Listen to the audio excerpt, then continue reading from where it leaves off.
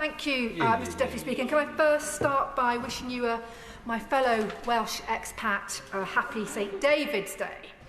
Mr Deputy Speaker, I want to pay my respects to the Honourable Member for Brighton Kemp Town for tabling this Members' Bill. I think it's a real shame that he had to table this private Members' Bill because the government has promised time and time again to bring in their own bill to ban conversion therapy. We've promised it as a Conservative Party in 2 manifestos. We've spoken about it, I think, in 2 Queen's speeches.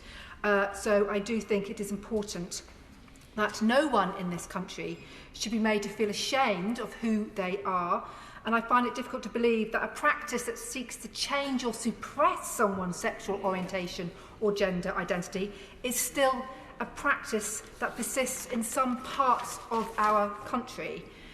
Indeed, I know that this is an issue. I was quite sceptical, I have to admit, about the fact that conversion therapy may even exist in this country until a constituent came to see me, a lesbian woman who was under so much pressure to marry a male. She was being forced to go to family events, take part in religious ceremonies because her family thought she should be able to stop being a lesbian and become a heterosexual and marry a man. And the pressure and the depression that this woman was suffering made me ashamed to have ever questioned that conversion therapy actually does exist amongst some communities in this country. Therefore, I think it is imperative that the government remains committed to protecting people from these awful practices so that they can live their lives free from the threat of harm and abuse.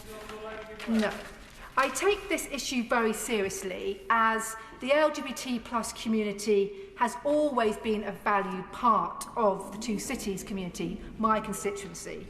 Indeed, I feel very fortunate that my constituency is one with a rich LGBT plus history. It is home to one of the world's best known gay districts of our beloved Soho.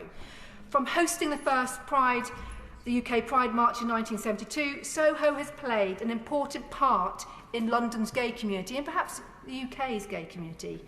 Historically, it is of huge importance, and many of the conversations on gay rights started in the same bars and spaces that still line the streets of Soho.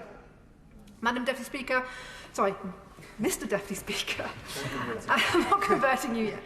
As a 55, moving swiftly on, as a 55-year-old woman, I know it's hard to believe, I know we have come so far in my lifetime in improving the rights of the LGBT community.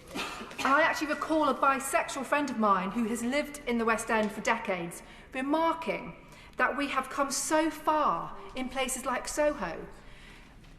You know, in my lifetime, in the last 20, 30, 40 years, a gay bar was hidden from view.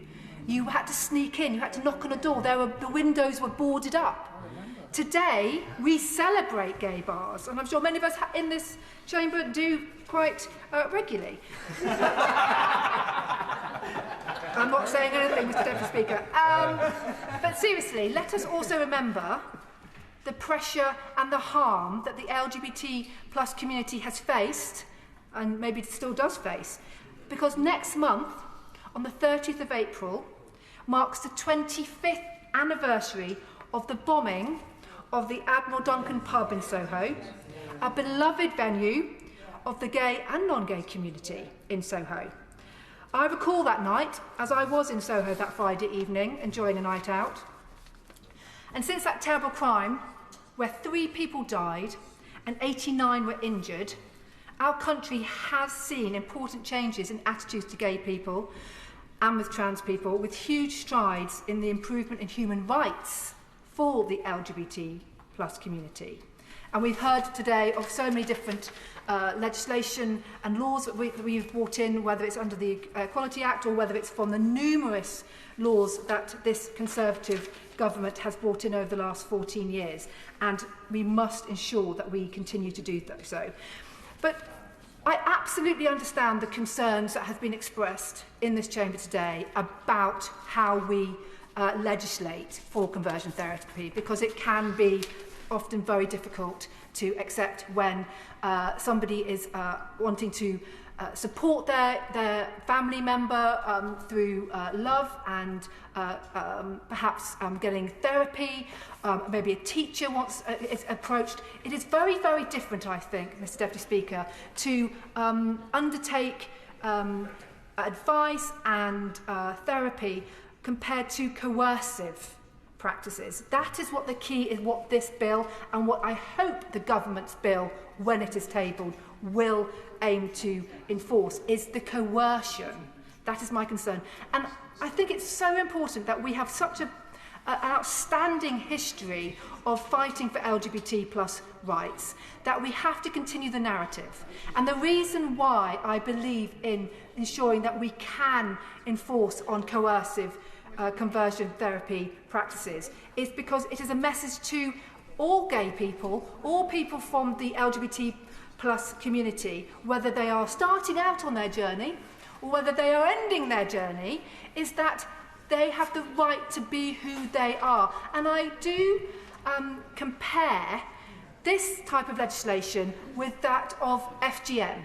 Now, FGM has been on the statute books for decades, and we've only just seen prosecutions and even the first conviction in the last week or so. Was it wrong to have legislation on our statute books outlawing the heinous practice of FGM, which either taking place here or a British citizen being taken abroad to undertake that type of